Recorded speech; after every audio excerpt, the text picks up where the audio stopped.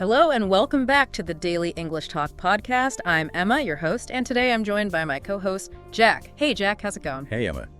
Doing great, thanks. Yeah, excited for today's topic. It's definitely one of those debates, books versus TV. Never gets old. right. So books versus TV, it feels like everyone kind of has a default setting, doesn't it? Mm-hmm. I tend to lean towards books myself. That feeling of getting completely absorbed. And I'm often the opposite. Give me a screen, a good story, I'm usually pretty happy. Yeah.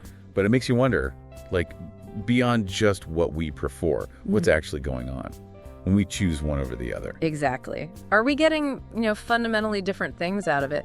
Today, we're not really looking for a winner here. Instead, let's maybe explore the distinct advantages each one offers. And you, listening, think about your own habits as we talk. Are you usually reaching for a novel or the remote? Good point. Yeah, it's less about saying one's better, more like understanding the unique strengths, Yeah. So, Emma, let's start with your territory, the world of books.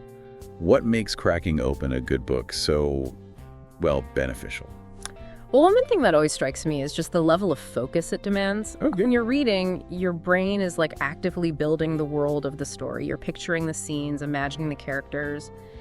It's a very engaged state. Yeah. Compared to maybe passively watching something just unfold on screen. Some research even suggests this sustained attention can really impact our ability to concentrate elsewhere, like exercising a muscle. That makes sense. Yeah, with TV, the visuals, the sounds, it's all presented to you. Right. So your brain doesn't have to work quite as hard maybe to construct that reality. Interesting to think how that difference in engagement might shape our, cognitive habits. And it's not just focus. Think about vocabulary. When you come across a new word in a book, you often get it within this really rich context. Right. You might figure out the meaning from the sentences around it, and that kind of learning in context can make the new word stick much better, Yeah, definitely. It feels like a very natural way to expand your language skills. And you often notice readers develop a really sort of nuanced and expressive way of communicating. Yeah, I've noticed that too. People who read a lot, they do seem to have a broader vocabulary, more precise, maybe. Exactly. Like they just have more tools in their linguistic toolkit. Eh. Okay, so on the flip side, what about how books can really delve into complex ideas? Yes. It seems the length, the format, it allows for a depth that TV sometimes struggles with. Yeah. Just due to time constraints, maybe? Absolutely. I mean, a novel can spend hundreds of pages exploring a character's inner thoughts or the twists and turns of some philosophical idea. Right. TV shows, even the really good long-form series, they often have to keep things moving quicker, right, to keep people watching. Sure. Could keep that pace up. Books just offer this space for really detailed exploration. You can get a deeper understanding of complex themes, nuanced characters, really get to live inside the story, inside the ideas, in a way that's, harder to replicate visually sometimes. So it's almost like books offer a more immersive and detailed journey into a topic or a story. Now, you mentioned something earlier that kind of surprised me, reading as a stress reducer. Can you elaborate on that a bit? Yes. Okay, so there have been studies, actually, showing that even just reading for a short while, like 6 minutes, can lower your heart rate Well, okay. and reduce muscle tension. The idea is that focusing on a story distracts you from your own worries, your anxieties. It gives you a mental escape. It's a healthy way to unwind, almost like a kind of meditation, but without actively trying to clear your mind, That's fascinating. I always thought, zoning out in front of the TV is the ultimate relaxation trick. Right. But maybe engaging with a book offers a more restorative kind of rest. Interesting. And finally, what about the impact on memory and cognitive function long term? Well, just the act of following a plot, right? Remembering characters, who's related to who, recalling details from earlier chapters. It's a great workout for your brain. Yeah, you really have to keep track. Exactly. It helps strengthen those neural pathways for memory and thinking. Some research even suggests that reading regularly can help maintain cognitive sharpness as we age. It's like keeping your brain fit. Wow. Okay. You certainly laid out a pretty compelling case for the power of books there, Emma. Wow. Makes you think about the kind of mental workout we're getting, or maybe not getting, depending on our media choices. But now, let's switch gears. What about the world of television? What does it offer that books might not? Okay, let's hear it. All right, my turn. Let's champion TV for a bit. While books have all those great benefits you just laid out, TV has its own unique strengths. especially for how we process information. Okay. Think about visual and auditory learning. For a lot of people, seeing and hearing something at the same time just makes it much easier to grasp. And remember, That's a fair point. documentaries, news, even educational shows, they can really bring information to life in a way that, text alone sometimes can't quite capture. Yeah, there's a certain immediacy, isn't there? And impact to seeing something. Even on a screen, it can definitely make abstract ideas feel more, tangible. Exactly. Yeah. And let's talk accessibility. I mean, let's be real. Not everyone has the time or maybe even the inclination to sit down with a long book. True. TV can deliver information much more efficiently, sometimes, especially for people with busy schedules.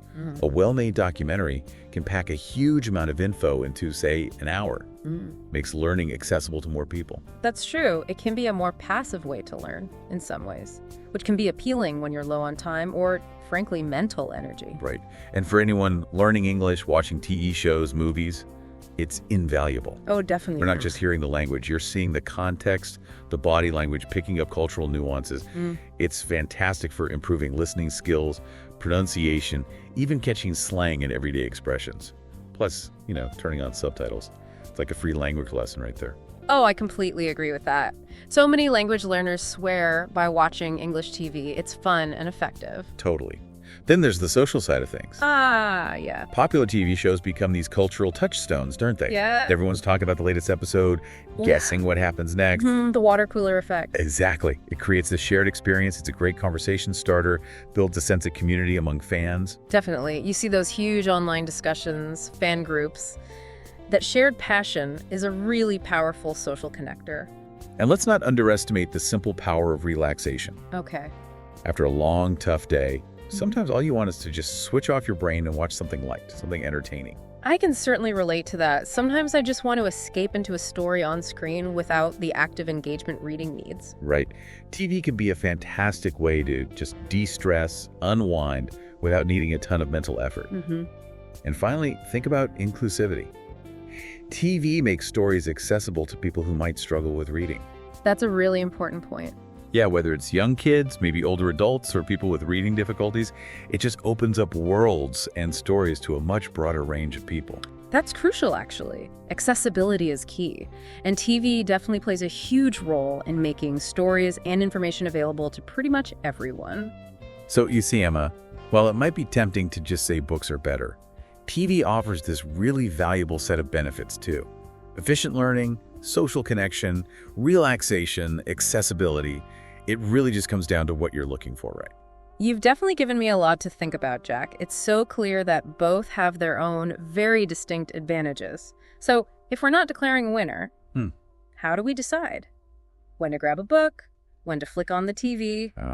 The million-dollar question. Right. It seems like the better choice really depends on our intentions. What are we hoping to get out of it? Yeah. If the goal is, say, deep understanding, improving focus, or really expanding vocabulary significantly, then books, they really shine there. Absolutely. They give you that dedicated space and time to just immerse yourself in complex stuff.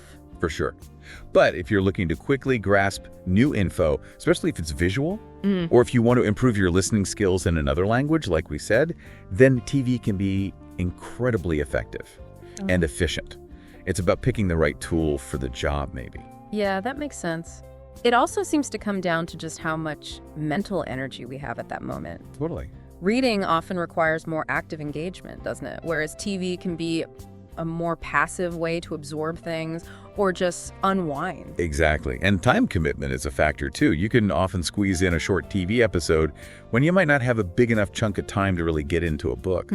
Although, as we both know, those short episodes can sometimes turn into hours of unintentional binge watching. Oh, absolutely. It's such a double-edged sword, isn't it? It really is. That accessibility of TV can be a real time sink if we're not careful. And going back to learning styles, it seems clear books often click more with people who learn best through text, through their own imagination, while TV caters more directly to visual and auditory learners. Right. And the social aspect is another difference.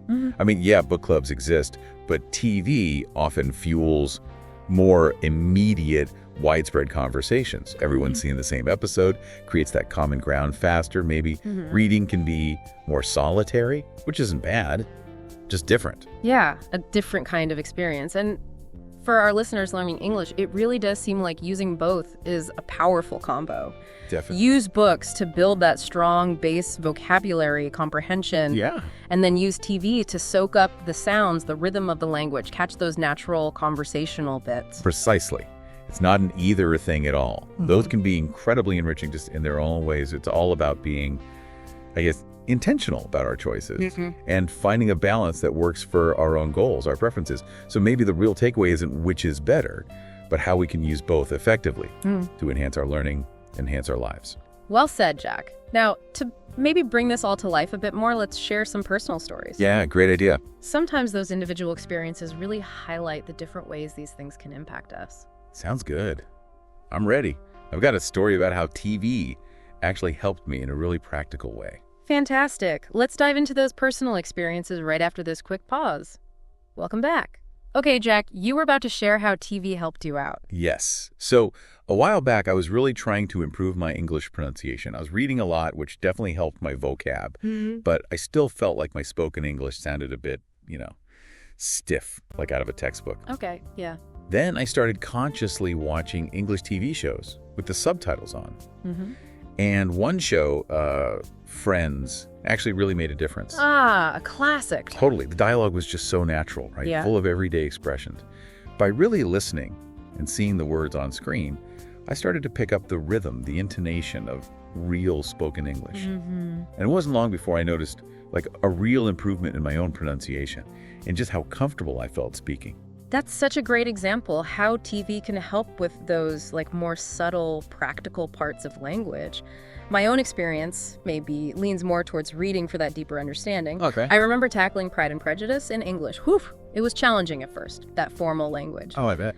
But pushing through it really expanded my vocabulary and it sharpened my ability to analyze complex sentences. And that skill was invaluable later in my academic work. Oh, so while I was learning spoken nuances from Ross and Rachel, Not very much. you were digging into complex written English with Austin. It really shows how each medium can cater to different learning needs, doesn't it? Exactly. Though I have to admit, TV has also been great for visual learning for me too. Oh, yeah. And I remember watching a BBC documentary series, I think it was on ancient history, seeing the recreations, the maps, the explanations with visuals. It made the timelines and civilizations so much more, real, memorable, more than just reading about them. I can totally relate to that. Yeah. Sometimes seeing it or getting a visual overview just makes the information stick better. We've also had some listeners share their stories, which is cool. Anna from Spain told us reading the Harry Potter series in English was huge for her. Oh, yeah. Yeah, it helped her vocabulary, her comprehension, mainly because she was just so into the story. Didn't feel like work. Oh, that's the best way to learn, when it's engaging like that. And Mark from Brazil shared that watching The Office, the American one, helped him learn tons of conversational English and understand American cultural humor, which is something you don't always get from, grammar books. Right, that cultural context piece is huge. These stories really just underline the idea that both reading and watching TV can be super powerful learning tools. Yeah. Just in different ways, depending on what you need, what you like. Absolutely. And sometimes, like Mark found, it's about tapping into that cultural understanding each medium offers. You learn so much about a culture through its stories, whether they're in print or on screen. It really brings us back to using both, doesn't it? In a complementary way.